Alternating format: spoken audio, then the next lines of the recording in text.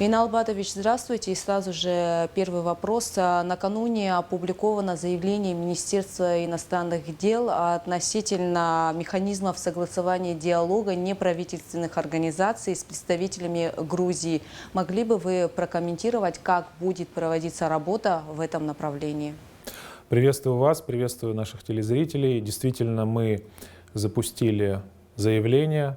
Мы действуем на правовой базе указа президента Республики Абхазия о координирующей роли Министерства иностранных дел Республики Абхазия в проведении единой внешней политики. Что предполагает этот указ? Он предполагает, что Министерство иностранных дел является главным координирующим органом с точки зрения взаимодействия с иностранными государствами и международными организациями и представительствами международных неправительственных организаций. В соответствии с этим указом мы будем анализировать программы, проекты этих организаций и внимательно их рассматривать перед реализацией. Это ключевой момент.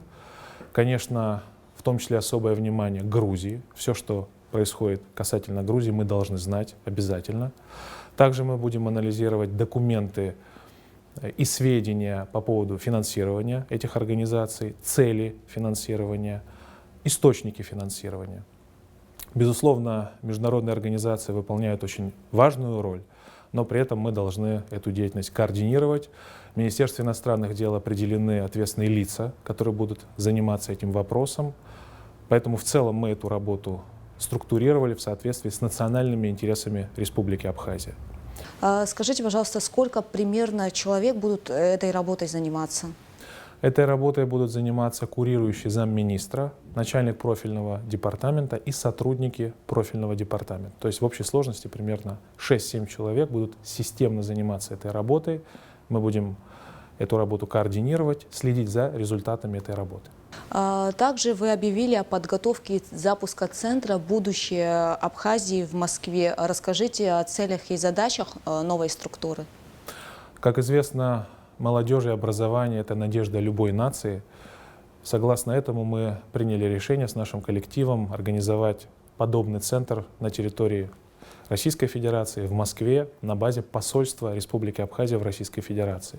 Чем будет заниматься этот центр? Он прежде всего будет оказывать адресную помощь нашей молодежи с точки зрения поступления в вузы Российской Федерации, с точки зрения стажировок, программ повышения квалификации, в том числе и временного трудоустройства в Российской Федерации, когда молодой человек работает в России, затем уже, получая опыт, возвращается на родину и помогает нашей стране. Каким образом можно будет обратиться в этот центр? Прежде всего, это интернет, можно будет заполнить специальную форму на сайте МИДа и на сайте посольства в Москве.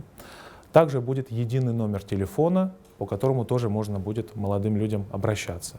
Обращаться смогут как молодые люди, которые проживают на территории Абхазии, так и на территории Российской Федерации. Поэтому Центр «Будущее Абхазии» в Москве в целом задумывается как эффективный инструмент оказания адресной поддержки, развития нашей молодежи, укрепления связей с Российской Федерацией.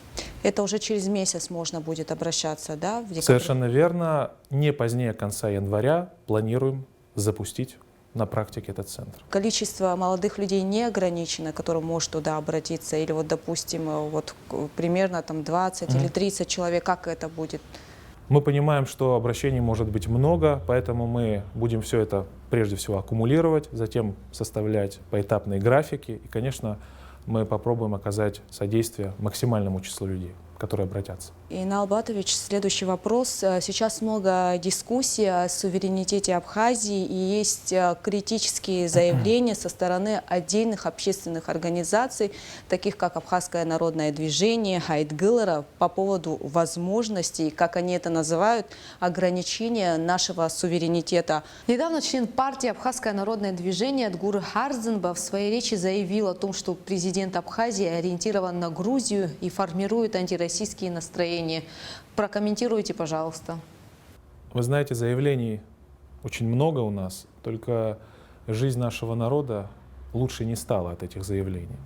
Поэтому если мы хотим, чтобы наша страна стала процветающей, успешной, нам нужно всем сфокусироваться на работе, на результатах работы, в сложнейших условиях, в которых мы живем, а не делать заявления, которые ухудшают наше положение.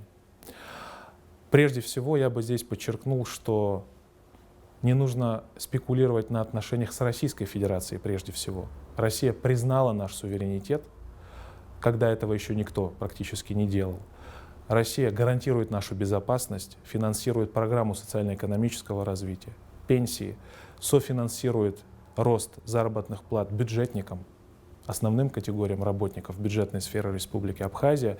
Ведь мало об этом говорят, но с 2019 по 2021 год рост заработных плат составил примерно 70% или 9 тысяч рублей. И если бы, не дай бог, с Россией у нас что-то произошло бы, кто бы нам компенсировал все эти вещи? Может быть, представители этих движений? Но я так не думаю. Поэтому я предлагаю бережно относиться к нашим отношениям с Россией и нести ответственность за все, что мы говорим и делаем. Вот относительно безосновательного заявления ориентира на Грузию, вообще позволительно ли делать вообще в принципе такие заявления? Вы знаете, у нас ситуация с Грузией достаточно чувствительная. Вот мы получаем постоянно открытую, закрытую информацию по поводу того, что планирует Грузия, что делает Грузия, что они разрабатывают. И я бы здесь выделил несколько очень тревожных моментов и хотел бы с нашим народом этим поделиться. Прежде всего, военный бюджет Грузии, который уже составляет порядка 300 миллионов долларов или примерно 2% национального ВВП, что как раз уже соответствует стандартам Североатлантического альянса НАТО, куда Грузия так стремится попасть вместе с Украиной. Кроме того, в Черном море постоянно происходят военные учения как раз Украины, Грузии и НАТО. Это тоже тревожный момент. Кроме того, Грузия всячески пытается организовать на своей территории производство оперативно-тактических, разведывательных и ударных беспилотников. Зачем они это делают, это тоже большой вопрос. Кроме того, работа иностранных спецслужб на территории Республики Абхазия. И каковы цели этой незаметной работы, казалось бы, незаметной? Прежде всего, это дискредитация органов власти Республики Абхазия, дискредитация нашей государственности и упразднение нашей государственности. Какой основной инструмент этой работы? Это, безусловно, дестабилизация общественно-политической ситуации, это информационные провокации.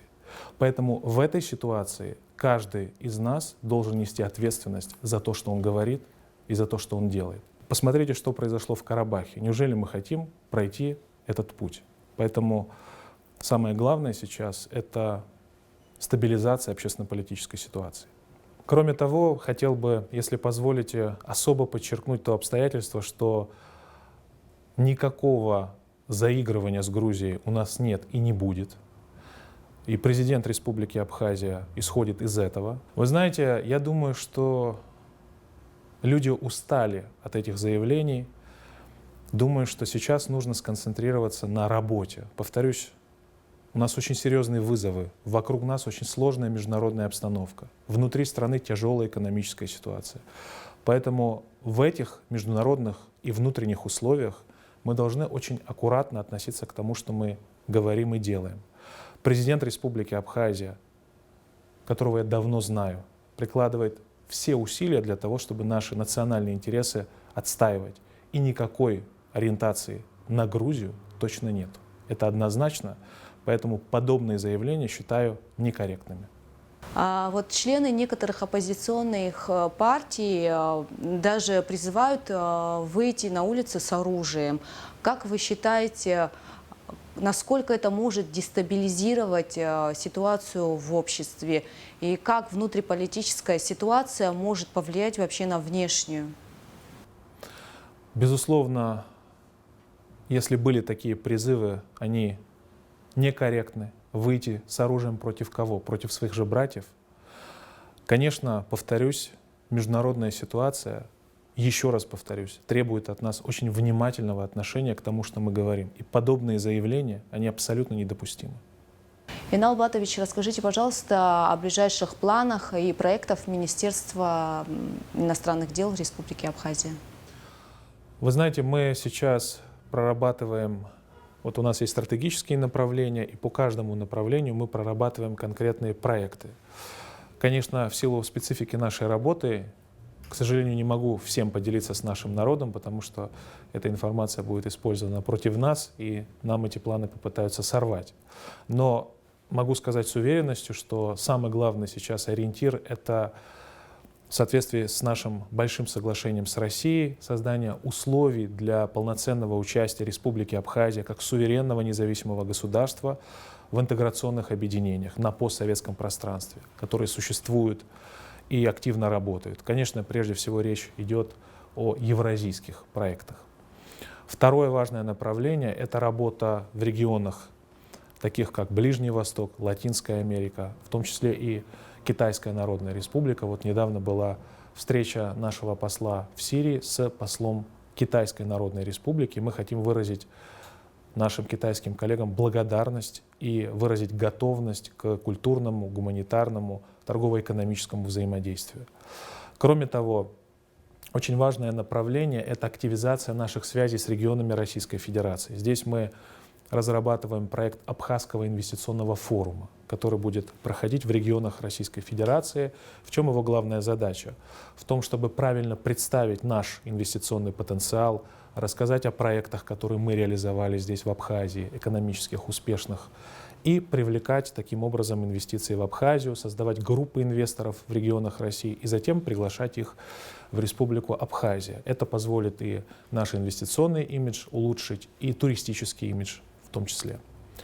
Кроме того, сейчас разрабатываем соглашение с Министерством иностранных дел Российской Федерации о том, чтобы создать медиацентр МИД Абхазии и МИД России. Что нам даст этот медиацентр? Он позволит очень серьезным образом усилить нашу информационную международную политику, продвигать активно наши интересы, в том числе при поддержке информационных ресурсов Российской Федерации. Это ключевые направления. Есть еще ряд других направлений. Будем своевременно докладывать нашему народу о результатах нашей работы. Эйнал Батович, скажите, пожалуйста, как вы оцениваете ситуацию на женевских дискуссиях? Это единственная сейчас официальная площадка, где Абхазия имеет свое представительство. Безусловно, на этой площадке мы требуем от Грузии признания нашего суверенитета и подписания соответствующего двустороннего соглашения о неприменении силы. И никуда сдвигаться с этой позиции мы не можем и не будем. И нет у нас такого желания. Присутствие на женевских дискуссиях с нашей стороны — это уважение к российским нашим партнерам, но позиция наша там не изменится.